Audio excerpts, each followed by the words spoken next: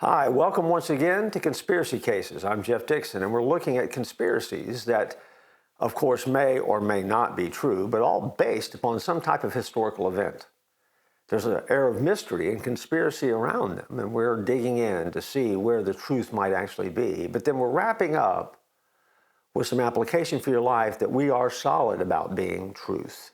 And that truth can change your life and change the way that you live forever.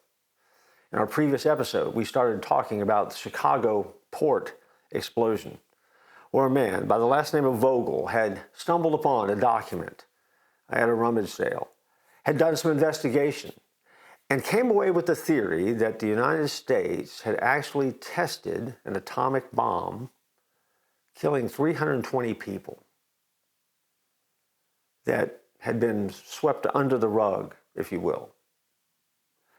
Vogel, for the next 2 decades, assembled evidence of a nuclear blast at Port Chicago.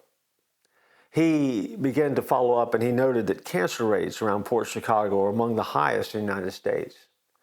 He discovered that, contrary to government claims, the U.S. possessed enough bomb-grade uranium in the mid-1940s to test an atomic bomb. He found that Los Alamos records relating to the shipments to Port Chicago had been destroyed and were no longer available for anyone to find. He dug up the fact that one of the ships vaporized in the Port Chicago blast was destined for Tinian in the Mariana Islands. Later, the launch pad that was used in the atomic bombing of Hiroshima. From eyewitnesses who had seen the blast, plus reviewing his own version of the Navy film. And he also asked the question for the first time that was a question he should have asked years before. Why was the Navy filming at Port Chicago on that day if this was simply an explosive device that malfunctioned? And why was an Army aircraft detailed to patrol above the site that day that actually captured the footage that he now had possession of? See, he didn't think about that when he first saw it. He didn't think about that when he took it to the Navy, and he certainly didn't think about it when they recategorized it. That just all stood out as odd to him. It was only later that he compiled those additional questions to ask and add to the mix. Vogel determined that the blast that he had seen, the blast that he was tracking down, was greater than any possible from any high explosive that would have been theorized to have been used that day that would have been an accident. In other words, his conclusion was that this was a nuclear test. The nuclear nature of the Port Chicago explosion is proven. And the real question is, was it an accident that it was detonated? Or was it an accident that was very much on purpose and done for the sake of seeing the impact that the atomic bomb might have upon those that were in the blast radius? As he continued to investigate, he discovered that using low-ranking personnel as guinea pigs might have been done to test the effects of the nuclear device. It was also discovered, as he continued to dig, that the men who were killed that day were predominantly black men, lower ranking in the service there in the Port Chicago base. It is not beyond the bounds of possibility that the U.S. military authorities did test an atomic weapon on U.S. citizens. It could have happened. Vogel came up with that conclusion because he, like so many people, determined there's a lot that the government does that people, John Q. Citizen, just doesn't know about. And so when we make that statement, is it possible? The answer is yes. It would not be an impossibility at all. The U.S. government has had a long record of subjecting citizens to experiments that only are discovered later. In 1977, the Army admitted to having tested biological weapons in the open air 239 times between 1949 and 1969. You may not have been aware of that, but indeed, they did. including the dropping of a non-lethal bacteria that was related to anthrax on a Manhattan subway so that the Army could monitor the spread of the agent through the tunnel system of the subway. How's that for a test?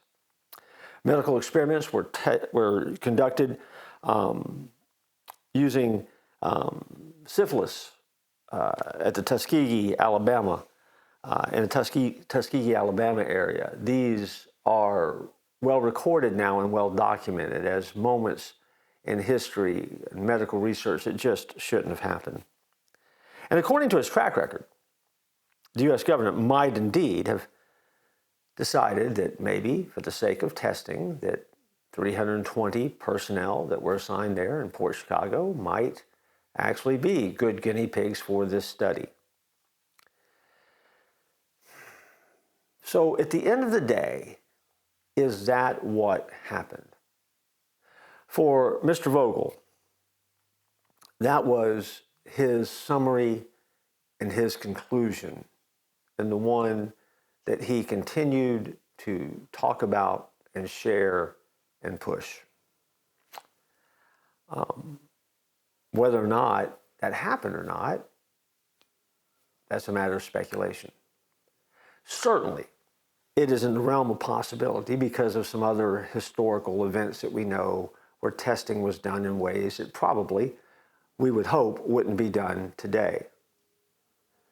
And yet, is the information that he's got just simply circumstantial? Or is it proof positive because of the nature of it, because of the cover-ups that seem to surround it?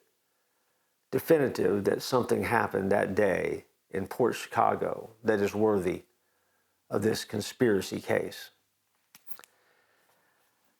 It's questionable whether the Port Chicago explosion could have been caused by an atomic weapon. Because in the First World War, detonations of ordnances more primitive than that, handled at Port Chicago, produced shock waves that could be felt up to 80 miles away. And so there's a very real possibility that this simply was an explosion that took place accidentally and it had nothing to do with an atomic bomb. However, conspiracy theorists hold to the fact that it was indeed an atomic bomb. It wasn't just an accident, and it was done intentionally to sacrifice 320 soldiers, predominantly black and some other ethnic groups as well, because that was worth the risk, and they needed to be the guinea pigs for the test to see what the effects of the bomb would be. That is the stuff of conspiracy. Now, whether or not it's true, whether or not it happened, we leave that for you to decide. We've just given you the facts as we understand them with very little judgment as to the implications of it. Until our next episode. Because in our next episode, we're going to talk about the lessons that we can learn from it and the spiritual takeaways that really do mean that this conspiracy matters, maybe in a way that we've never thought of before. And so I look forward to joining you next time on Conspiracy Cases.